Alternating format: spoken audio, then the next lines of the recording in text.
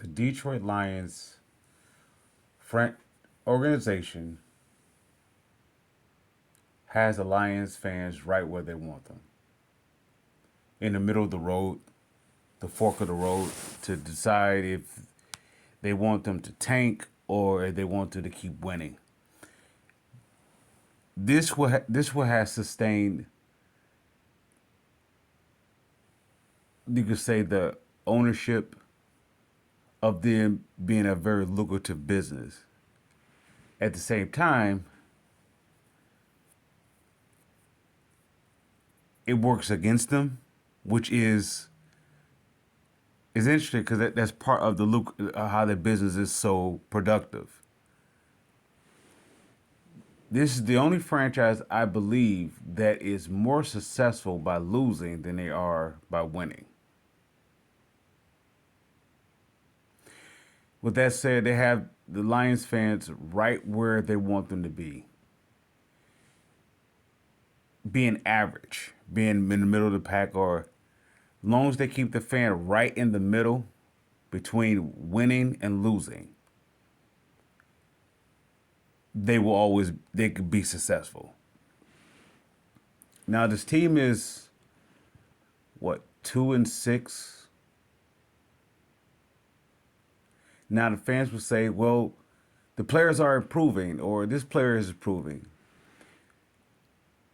And then on the other side of the coin, you have the fans says like they also in a position if they can lose a few more games, they could get a top three seed. It's a win-win situation for the forwards. This is a this is how they ran it for 60 plus years, and is from a business perspective is brilliant. They found out how to gain money without losing it. Before the fan says that you have to pay the players, you have to pay this and pay that.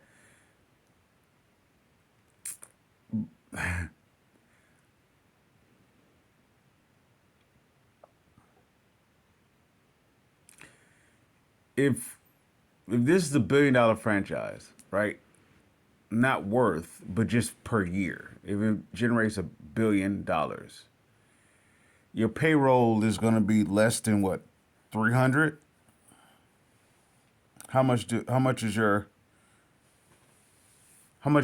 assets? I mean, your capital. How much is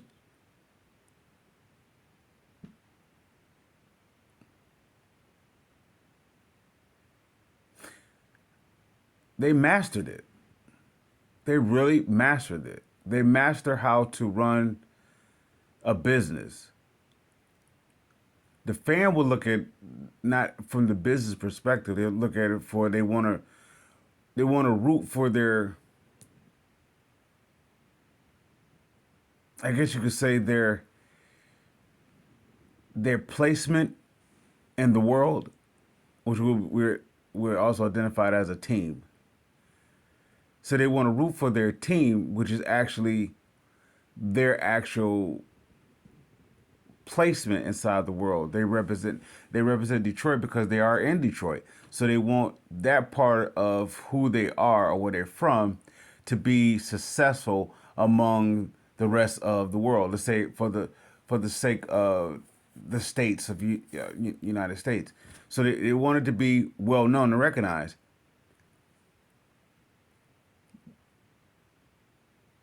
Yet that's not profitable. Having your Lions team to being a successful team is not profitable. Never has been and never will be. Very specifically, as long as you have those who are running it, it will it cannot be. Have you noticed when his team is winning, it's not really much to talk about. People say yes, it is. No, you have a small percentage talking about it. You have a greater percentage talk about them when they lose, more so than when they win. Then again, I could be just saying some mumbo jumbo. Bottom line is that they have the fans, they have their fans, and they also have the outside fan that is there's well the outside who's not necessarily a fan of the Lions, but is a fan of football. They have them talking about it. They cornered the market. They are they're just successful, and they have a their profit. I mean, they're it's a word that I'm looking for, and you guys can see I'm jumping. I'm trying to find this very specific word to describe. This is a well-oiled machine for 65 years. That you're most successful by losing. That is, losing is good for business for the Lions. Winning is not. The fan doesn't want to hear it because they want to see their representation of themselves at the highest mark or on top where it can be praised or exalted. But it's not good for business.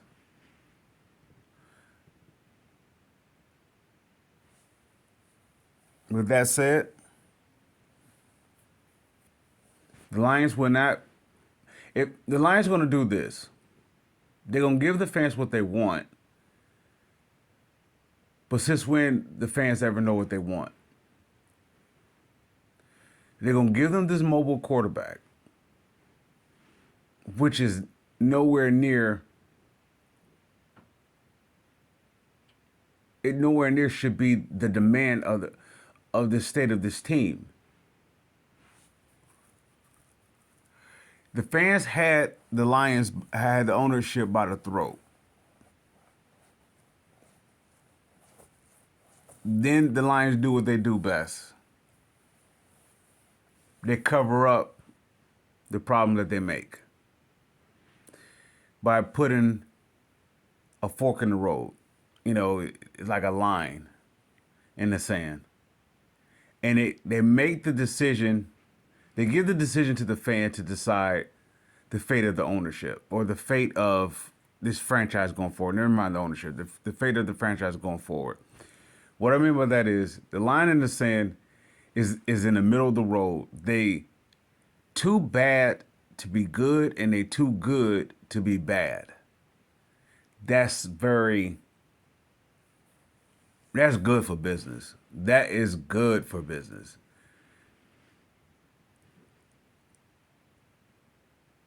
So if they go get a quarterback, the quarterback is going to show some flashes, which is going to generate a buzz. At the same time, that those flashes won't last, which is also going to create another buzz, which is going to create the buzz of critiquing. That critiquing is going to generate the next phase, which is to replace the quarterback, how to replace it, when to replace it. So that talking is going to come up. And this cycle repeats itself for 65 years. What's the proof? You had Joy Harrington. You had, let's say you had Andre Ware, Joy Harrington,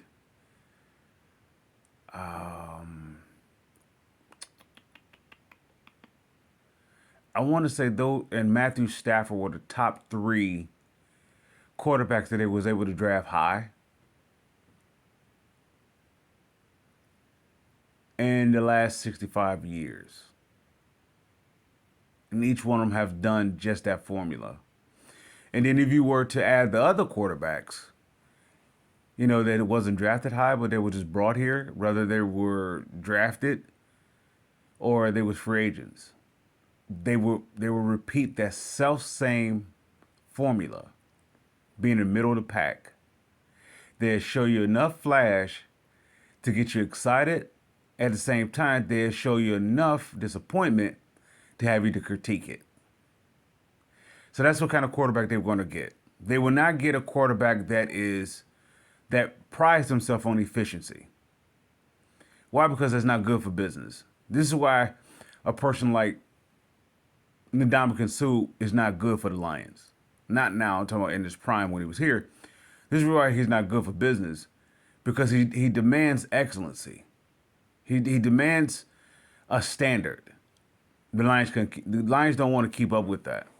So when you get a player like Hawkinson or Kenny Galladay, people say well they're average or this. Well, that's just a bad taste in your mouth because they want out. Well, those players want out because they see the writing on the wall that this team just doesn't want to produce about football. It's about business. So they make a business decision. And if the fan doesn't like it, because the fan wants to the fan is taught how to capitalize off the players, such like how the Force has taught them to. So the player don't they don't. That's why Calvin Johnson was the way that he was. He wanted out because he saw the writing on the wall that this team is not about football. I mean, this organization is ran is not about football. It's about making money, which you can't really. Well, when you draft it, you really don't have much of a say other than try to hold out, that sort of thing, or try to muscle your way to get traded, or that trying to that finagling type deal. If that doesn't happen, then you have to wait out or you sit out, retire, whatever, whatever angle that you would try to do to force your hand. Other than that, you have to play out your rookie contract.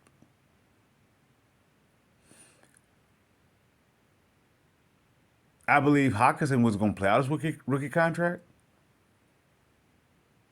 But at the same time, the Forest wanted to own the situation like they have always owned it. I want you to be in the middle of the pack. I don't want you to be a superstar. Because if you be a superstar, I'm going to have to paying you is not a problem. The problem is I'm going to have to satisfy you. In other words, if you're going to be a superstar, I'm going to have to give you superstar type talent to play alongside with you. That's where it becomes costly.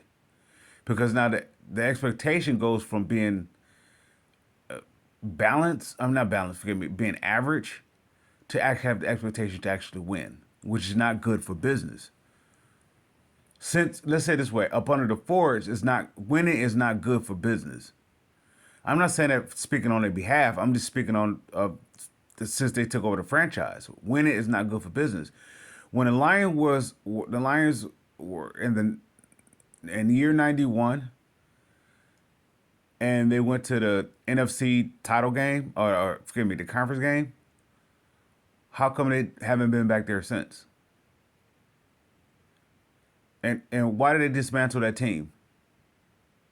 Because it was at the point that the expectations kicking in. So it's not good for business. It will cost them more than it would cost them more to win than it would cost them less to lose than it is, So going from the quarterback situation, your cash cow was two players. You had Barry Sanders, you had Calvin Johnson. All you have to do is get them the ball. And that will be a winning type of formula. What I mean by that is you don't have to win with them. Just get them the ball and they will entertain the crowd. They give you that respective buzz that will cover up the Lions losing. There's no way that this team should be, how can I say it? There's no way that the fan base should support this team for having two, arguably,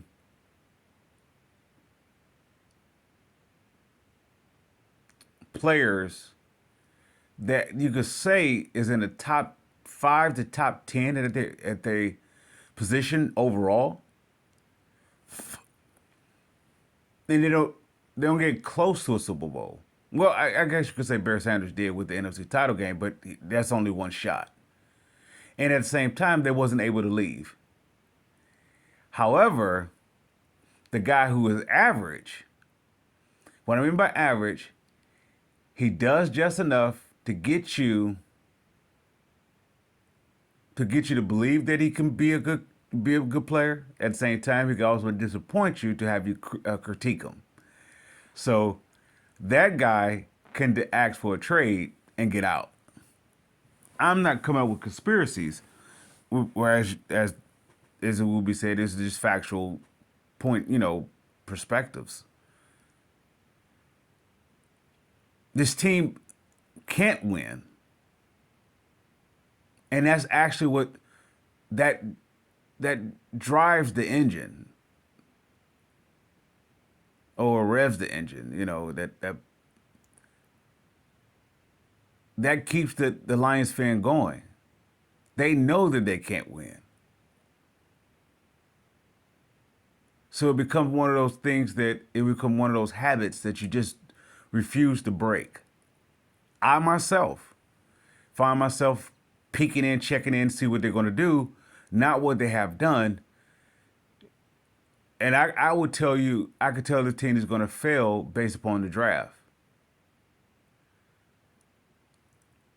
How to protect their assets. Not the assets of business, but the assets of your best players. They didn't protect Sue. Initially, let me correct that. Initially, they did. They put alongside Sue Vanden Bosch, Corey Williams, and I want to say Sammy Hill. That allowed. They was running a 4-3. That allowed Sue to be very special as a rookie. I'm not talking about, well, I believe they have, I don't know if they had Cliff Averill. I know they eventually drafted Anza.